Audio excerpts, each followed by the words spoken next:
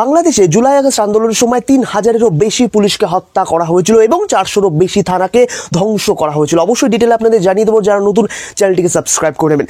দেখুন, যে বিষয়টা বলা হচ্ছে, সেদিন ছিল ১৬ই অক্টোবর বুধবার। মার্কিন পররাষ্ট্র দপ্তরের তখনকার মুখপাত্র, অর্থাৎ জো বাইডেন আমলের মুখপাত্র ম্যাথু মিলার, ইউনুস ঘনিষ্ঠ জো বাইডেন, আপনার মনে আছে, সেই জো বাইডেন আমলের মুখপাত্র ম্যাথু মিলারকে প্রশ্ন করেছিল এক সাংবাদিক ৫ থেকে ৮ই আগস্ট, অর্থাৎ কোনো সরকার যখন ছিল না, শেখ হাসিনা যখন চলে যান, ঠিক সেই সময় শেখ হাসিনার বিরোধী যারা রয়েছে তারা কিন্তু বাংলাদেশে মূলত পুলিশকে টার্গেট করেছিল। ৩,০০০-এর বেশি পুলিশকে হত্যা করা হয়েছিল, ৪০০-র বেশি থানা গুড়িয়ে দেওয়া হয়েছিল। দেখুন, বাংলাদেশে একটি গুরুত্বপূর্ণ দৈনিক সংবাদ মাধ্যমেই কিন্তু সেই প্রশ্নটা তুলে ধরা হয়েছে, যদিও এই নিয়ে কিন্তু অনেকটাই নীরবতা পালন করেছিল বাংলাদেশের মিডিয়াগুলো। দু একটা মিডিয়াতে এই প্রশ্নটাকে উঠিয়ে দেওয়া হয়েছে, তো তেমনই একটা মিডিয়া এটা।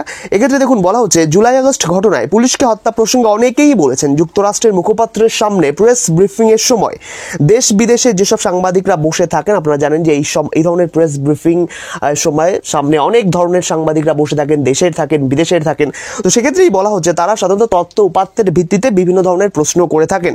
তাই সাবেক মার্কিন মুখপাত্র ম্যাথু মিলারকে পুলিশ হত্যা নিয়ে বা থানা ভাঙা নিয়ে এই যে প্রশ্ন করা হয়েছিল, ৩,০০০ পুলিশ হত্যা, ৪০০-র বেশি থানা ভাঙা, এইসব নিয়ে যে করা হয়েছিল, সেটা নিশ্চিতভাবে গুরুত্বপূর্ণ বলেই কিন্তু অনেকে মনে করছেন। সেক্ষেত্রে আপনাদের জানিয়ে দিই, পূর্ব এক গোয়েন্দা আধিকারিক, বাংলাদেশের এক গোয়েন্দা আধিকারিক জানিয়েছিলেন যে কোটা আন্দোলনের আড়ালে মূলত টার্গেট করা হয়েছিল পুলিশকে, এবং সেক্ষেত্রেই বলা হয়েছে পুলিশকে দুর্বল করতেই কিন্তু পরিকল্পিতভাবে হামলা এবং টার্গেট করা হয়েছিল। সেক্ষেত্রে কারণও রয়েছে। দেখুন, মূলত বলা হয়েছে, আপনারা স্ক্রিনের দিকে ফলো করুন, বলা হচ্ছে বিএনপি এবং জামায়াত অনেকবার শেখ হাসিনাকে ক্ষমতাচ্যুত করেছিল। মূল কারণটা কিন্তু এটাই, পুলিশের ওপর মূল টার্গেটটার মূল কারণ কিন্তু এটাই। সেটাকে বলা হচ্ছে বিএনপি এবং জামায়াত, শেখ হাসিনার বিরোধী দলরা ক্ষমতা আসার জন্য বা শেখ হাসিনাকে উৎখাত করার জন্য, আওয়ামী লীগের পতন ঘটানোর জন্য কিন্তু তারা অনেকবার ক্ষমতাচ্যুত করতে চেয়েছিল। কিন্তু এই পুলিশ বাহিনীর, এই পুলিশের জন্য, এই পুলিশের সক্রিয়তার, অতি সক্রিয়তার জন্য তারা তাদের প্ল্যানিংটাকে সাকসেসফুল করতে পারেননি। সেটাই কিন্তু বলা হচ্ছে, পুলিশ বাহিনীর সক্রিয়তার জন্যই তারা বারবার ব্যর্থ হয়েছিল। এজন্যই জুলাই আগস্ট আন্দোলনে পুলিশকেই তারা মূল টার্গেট করলো, অর্থাৎ দেখলো যে এবার একটা সুযোগ তাদের এসেছে, পুলিশের বিরুদ্ধে এবার টার্গেট অস্ত্র নিতে হবে। তার জন্যই কিন্তু দেখা গেল যে এই সময়টাকে কিন্তু, এই সময়টাই যে নির্দিষ্ট সময়, এই সময় কিন্তু বহু পুলিশকে হত্যা করা হয়েছিল, যেই জন্য সরকার মূলত এই সময়টার দায় এড়াতে চেয়েছে এই অন্তর্বর্তী সরকার, ইউনূস সরকার। বিশ্লেষকদের দাবি, এর জন্যই শত শত পুলিশকে হত্যা করা হয়েছিল জুলাই আগস্ট আন্দোলনে। মূল তাহলে দেখলেন আপনার কি টার্গেটটা রয়েছে। মূল টার্গেট রয়েছে এই পুলিশের জন্য শেখ হাসিনা সরকারকে উৎখাত করতে পারেনি বিএনপি জামায়াত। সেটা দেখুন, বাংলাদেশে একটি গুরুত্বপূর্ণ দৈনিক সংবাদ মাধ্যম, তারা তাদের প্রতিবেদনের মধ্যে এই তথ্যটি তুলে ধরছে। এটা আমাদের কথা নয় বা ভারতের কোনো সংবাদ মাধ্যমের কথা নয়, বাংলাদেশের একটি গুরুত্বপূর্ণ দৈনিক সংবাদ মাধ্যম তাদের প্রতিবেদনের মধ্যে এই তথ্যটিকে তুলে ধরছেন। এক্ষেত্রে দেখুন, বলা হচ্ছে আন্দোলন চলাকালে ঢাকা মহানগরের গোয়েন্দা পুলিশ থেকে জানানো হয়েছিল যে কোটা সংস্কার আন্দোলনের সহিংসতার সময় পুলিশ এবং ছাত্রলীগের কর্মীদের মারলে বিভিন্ন অঙ্কে অর্থ দেওয়া হবে, এমনটাই কিন্তু ঘোষণা দেওয়া হয়েছে। আবারও বলবো, আপনারা দেখুন এই তথ্য কোথায় আসছে, বাংলাদেশের গুরুত্বপূর্ণ দৈনিক সংবাদ মাধ্যমগুলো এই তথ্য দিচ্ছে, তাদের প্রতিবেদনের মধ্যে এই তথ্য কিন্তু উঠে আসছে বিভিন্ন ছত্রে। বলা হচ্ছে বগুড়ার যুবদল নেতা নূরে আলম সিদ্দিক, এই নিয়ে আগেও একটা ভিডিও দেওয়া হয়েছিল, তার পরিপ্রেক্ষিতে ডিটেইলের জন্য এই তথ্যটিকে আমরা তুলে ধরছি এগেইন। নূরে আলম সিদ্দিকী পেটার্নকে লন্ডন থেকে নির্দেশনা দেওয়া হয়েছিল পুলিশ এবং ছাত্রলীগের কর্মীদের মারতে হবে যদি সফল হও। এক্ষেত্রে দেখুন, বলা হচ্ছে সফলভাবে পুলিশকে হত্যা করলে মাথাপিছু 10,000 এবং আরও ছাত্রলীগের বলা হচ্ছে, আর যদি ছাত্রলীগের ছাত্রলীগকে যদি হত্যা করা হয়, মাথাপিছু সফলভাবে হত্যা করা হয়, 5,000 টাকা দেওয়া হবে।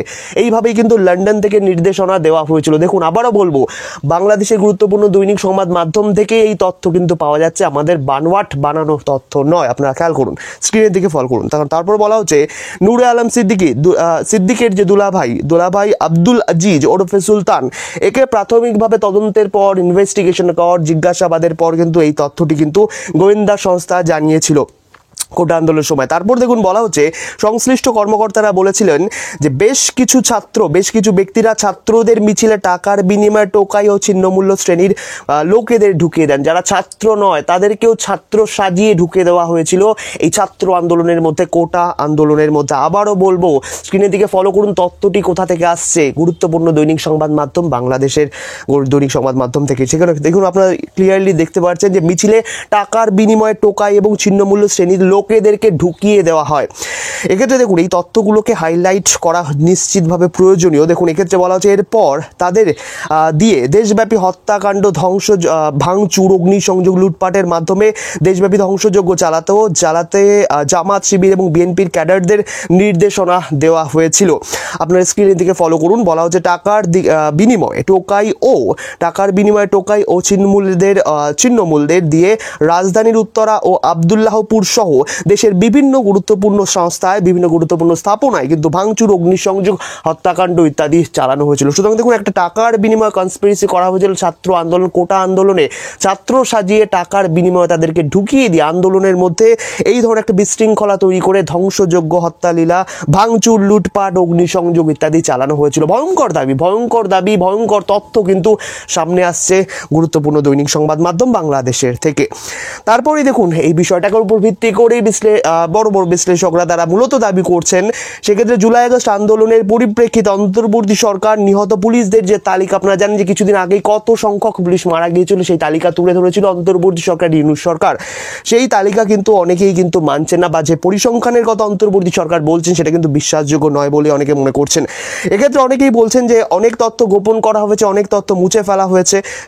এক্ষেত্রে অনেকেই কিন্তু 16 অক্টোবর মার্কিন মুখপাত্র, যে সেই প্রথমে যে বিষয়টা আপনাদের জানালাম, মার্কিন মুখপাত্র ম্যাথু মিলারের সামনে রাখা পুলিশ হত্যা নিয়ে প্রশ্নের দিকে অনেকেই নজর ঘুরিয়েছেন।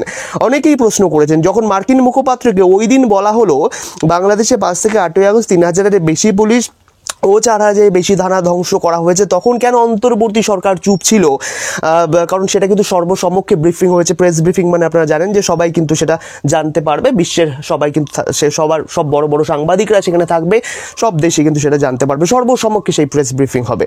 সেটাই বলা হচ্ছে যে যখন বলা হলো সর্বসমক্ষে প্রেস ব্রিফিং করা হলো 5 থেকে 8ই আগস্ট 3000-এর বেশি পুলিশ, 400-র বেশি থানাকে ধ্বংস করা হয়েছে, তখন কেন অন্তর্বর্তী সরকার চুপ ছিল? এবং এই নিয়ে বাংলাদেশের মিডিয়াগুলোকেও চুপ থাকতে দেখা গেছিল, যারা বিভিন্ন সময় অহেতুক কারণে ভারতকে নিয়ে চিৎকার চেঁচামেচি করে, তাদের কথা বলা হচ্ছে। সেক্ষেত্রে দেখুন বলা হচ্ছে যে অনেকেই কিন্তু বলেছেন যে এমন একটা তথ্য ভুল পেলেই কিন্তু বাংলাদেশের সংবাদ মাধ্যমগুলো তা নিয়ে একটা লম্বা প্রতিবেদন কিন্তু লিখে দেয়। কিন্তু সেদিন প্রেস ব্রিফিংয়ে পুলিশ হত্যা ও থানা ধ্বংসের যে তথ্য ম্যাথু মিলারকে দেওয়া হলো, যে 3000 এবং 400-র কথা বলা হলো, 3000-এর বেশি, 400-র বেশি, সেটার কথা বলা হচ্ছে, যে তথ্য দেওয়া হলো, যে পরিসংখ্যান দেওয়া হলো, তা নিয়ে কোনো আওয়াজই তুললো না অন্তর্বর্তী সরকার এবং বাংলাদেশের মিডিয়াগুলো। তাতেই কিন্তু অনেকে বলছেন তাহলে কিন্তু নিশ্চিতভাবে ডাল মে কুছ কালা হয়, এমনটাই কিন্তু অনেকে মনে করছেন। তো এই ছিল আজকের প্রতিবেদন। এই বিষয়ে আপনার মতামত কমেন্ট করে জানাবেন। যারা নতুন চ্যানেলটিকে সাবস্ক্রাইব করে নেবেন। ধন্যবাদ নিউজ কথার এই গুরুত্বপূর্ণ প্রতিবেদনটি দেখার জন্য। ধন্যবাদ।